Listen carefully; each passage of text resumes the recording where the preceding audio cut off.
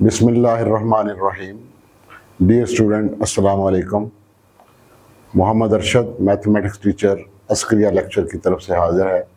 जैसा कि आपको मालूम है कि हमने फ़र्स्ट ईयर मैथ की बुक स्टार्ट की है और उसका यूनिट नंबर 1 कम्प्लेक्स नंबर हम पढ़ रहे हैं। 1.1 एक्सरसाइज हमने शुरू की हुई है। उसके पहले 4 क्वेश्चंस हम कंप्लीट कर चुके हैं और आज हम क्वेश्चन नंबर 5 की तरफ जो है वो मूव करेंगे। लेकिन क्वेश्चन नंबर 5 सॉल्व करने से पहले कुछ की पॉइंट्स हैं जो मैं आपको बताना चाह रहा हूं। कुछ की पॉइंट्स, वो प्रॉपर्टीज़ भी हैं। हमने पहले कॉन्जुगेट और कम्प्लेक्स नंबर की मैग्नीट्यूड जो है वो हम पढ़ चुके हैं।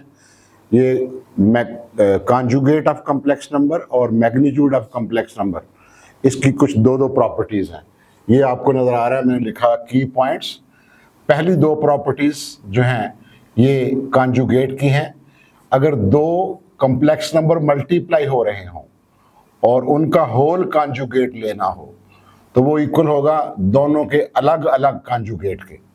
यानी पहले का कॉन्जुगेट फिर दूसरे का कॉन्जुगेट, दोनों को मल्टीप्लाई करेंगे तो दोनों का जो प्रोडक्ट है उसका होल कॉन्जुगेट आ जाएगा। इसी तरह से अगर 2 कम्प्लेक्स नंबर डिवाइड हो रहे हैं, आपने होल कॉन्जुगेट लेना है तो आप उनका अलग अलग कॉन्जुगेट लिख सकते हैं। ऊपर वाले का अलग कॉन्जुगेट लिख सकते हैं, नीचे वाले का अलग कॉन्जुगेट लिख सकते हैं। यही प्रॉपर्टीज मैग्नीट्यूड में भी होल्ड करती हैं। अगर 2 कम्प्लेक्स नंबर मल्टीप्लाई हो रहे हैं, आपने उस प्रोडक्ट का एक मैग्नीट्यूड लेना है तो दोनों की मैग्नीट्यूड अलग अलग हो जाएगी, मल्टीप्लिकेशन हो जाएगी। अगर 2 कम्प्लेक्स नंबर डिवाइड हो रहे हैं, आपने उसका मैग्नीट्यूड लेना है तो मैग्नीट्यूड दोनों की अलग अलग हो जाएगी। ऊपर वाले की अलग मैग्नीट्यूड, नीचे वाले की अलग मैग्नीट्यूड। आगे जो क्वेश्चन आएंगे उसमें हम ये प्रॉपर्टीज़ जो है वो इस्तेमाल करेंगे, इन की पॉइंट्स को इस्तेमाल करेंगे, इसलिए मैंने पहले आपको ये बता दिए हैं। तो चलें अब हम क्वेश्चन नंबर 5 की तरफ मूव करते हैं। क्वेश्चन नंबर 5 है find the complex number z। z कोई कम्प्लेक्स नंबर है, हमें नहीं पता क्या है, हमने उस z की वैल्यू फाइंड करनी है। ये उसने हमें इक्वेशन दी हुई है। तो बच्चों शुरू करते हैं। हमने फाइंड करना है complex number z।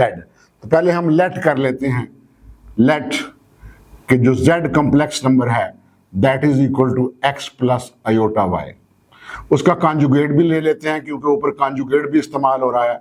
z conjugate क्या हो जाएगा, x माइनस आयोटा y। जैसा कि आपको पता है कि कॉन्जुगेट कैसे लेते हैं, आयोटा का साइन बदल देते हैं।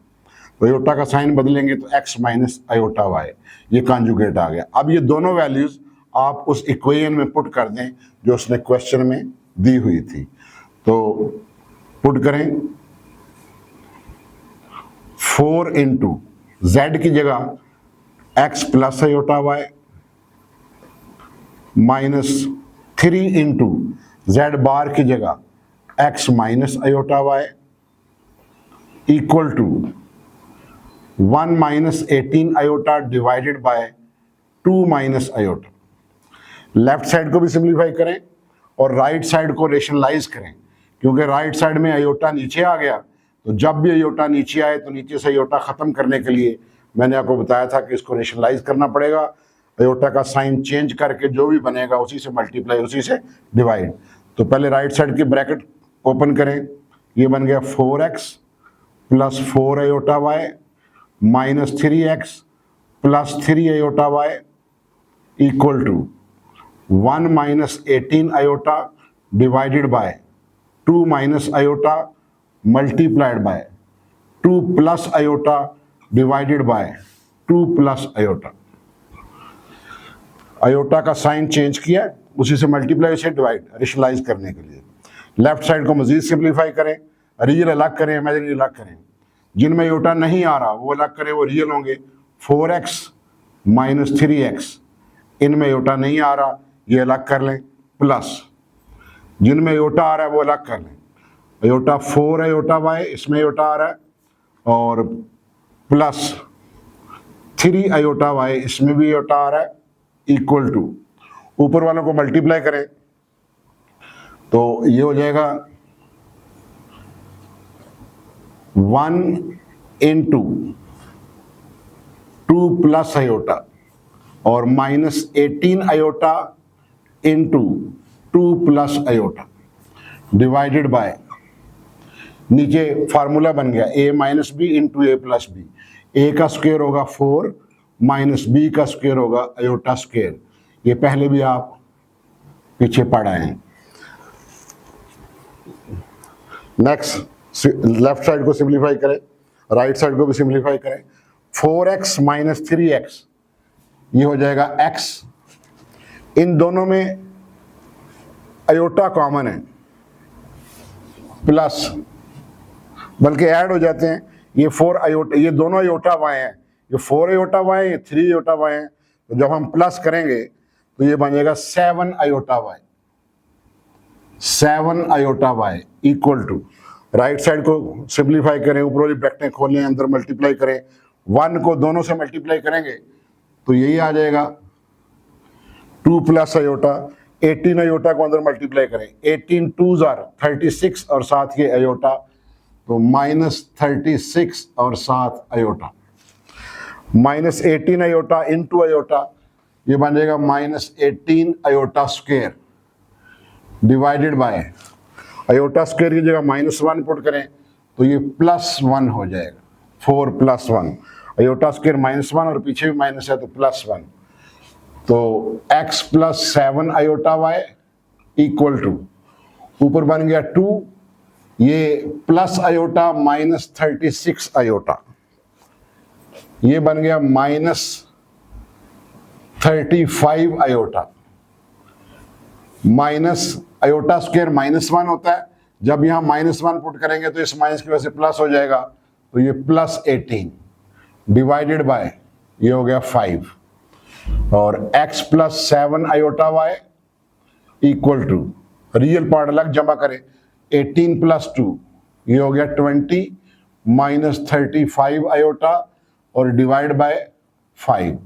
लेफ्ट साइड इसी तरह x + 7 आयोटा y, ऊपर से 5 कॉमन है, 5 कॉमन लेंगे तो 5 4s are 20 -5 7s are 35, 7 iota divide by 5, तो 5 से कैंसिल हो गया। तो x + 7 iota y equal to, ये बन गया 4 - 7 आयोटा। दो कॉम्प्लेक्स नंबर इक्वल हो गए। पिछले लेक्चर में हमने पढ़ा था कि जब दो कॉम्प्लेक्स नंबर इक्वल हों तो रियल के इक्वल और इमेजिनरी इक्वल। अब आप comparing real and imaginary parts, comparing real and imaginary parts, तो देखें लेफ्ट साइड पर रियल क्या है, x इक्वल टू 4, ये x की वैल्यू आ गई, एंड लेफ्ट पे imaginary part 7y equal to, right पे इमेजिनरी पार्ट -7, इसका मतलब 7y, sorry y equal to क्या हो गया, -7/7, ये कैंसिल हो जाएगा और y की वैल्यू आ जाएगी -1। तो y की वैल्यू भी आ गई, x की वैल्यू भी आ गई। तो हमने कॉम्प्लेक्स नंबर z फाइंड करना था, ये हमने z सपोज किया था x + आयोटा y, इसमें x की वैल्यू भी डाल दें और y की वैल्यू भी डाल दें, हैंस तो z क्या आ गया, x + आयोटा y 4 और आयोटा y की वैल्यू -1, 4 - आयोटा, ये आपके पास z जो है उसकी वैल्यू आ गई। तो ये क्वेश्चन नंबर 5 था जिसमें z फाइंड करना था, वो आपने फाइंड कर लिया।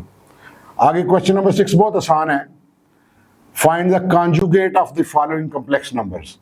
आप पीछे कॉन्जुगेट फाइंड करते आए, कॉन्जुगेट फाइंड करना बहुत आसान है, सिर्फ आयोटा का साइन चेंज करना है तो आपके पास कॉन्जुगेट आ जाएगा।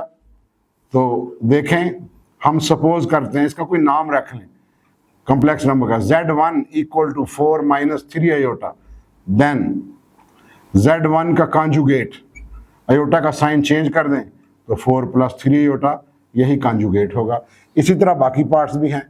ये पार्ट नंबर 2 है, इसको भी डिनोट कर लें पहले, let Z2 equal to 3 iota plus 8। अब कॉन्जुगेट फाइंड करना है तो आयोटा का साइन चेंज कर दें, Z2 कॉन्जुगेट ये क्या बन जाएगा, -3 आयोटा प्लस 8। आपने साइन सिर्फ आयोटा का चेंज करना है, आयोटा पहले लिखा हो या बाद में लिखा हो, जिधर भी आयोटा लिखा होगा उसका साइन चेंज करना है। आयोटा का साइन चेंज करेंगे तो कॉन्जुगेट बन जाएगा। पार्ट नंबर 3 चेक करें, लेट इसको Z3 से डिनोट कर लें, Z3 इक्वल टू 2 प्लस, अब देखो इसमें आयोटा की फॉर्म में लिखी हुई, मैं ये अंडर रूट अलग अलग कर देता हूं, ऊपर -1 के ऊपर अलग अंडर रूट और नीचे 5 के ऊपर अलग under root, equal to 2 plus, आपको मालूम है अंडर रूट -1 क्या होता है, ये आयोटा की वैल्यू है, तो अंडर रूट -1 की जगह आयोटा लिख सकते हैं, डिवाइडेड बाय अंडर रूट 5 उसी तरह। तो ये पहले इसको आयोटा की फॉर्म में लिख लिए, अब आप आयोटा का साइन चेंज करेंगे तो कॉन्जुगेट बन जाएगा। नाउ Z3 का कॉन्जुगेट वो बन जाएगा 2 - 1 ओवर अंडर रूट 5 आयोटा। मैंने आयोटा बाद में लिख लिया, ऊपर 1 लिख लिया, इससे कोई फर्क नहीं पड़ता, आप ऊपर आयोटा ओवर अंडर रूट 5 भी लिख सकते हैं। तो ये Z3 कॉन्जुगेट आ गया, आयोटा का साइन चेंज किया तो कॉन्जुगेट आ गया। अगला पार्ट देखें, लेट Z4 से डिनोट कर लेते हैं, 5 आयोटा बाय 2 -7 बाय 8। आयोटा का साइन चेंज करें तो कॉन्जुगेट बन जाएगा।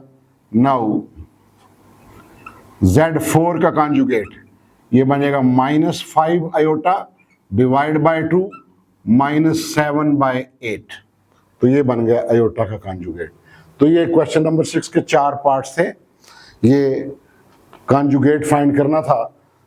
तो जिधर जिधर आयोटा आता है वहाँ वहाँ आप इसका साइन चेंज करते जाएंगे तो आपके पास जो है वो कॉन्जुगेट निकलता है।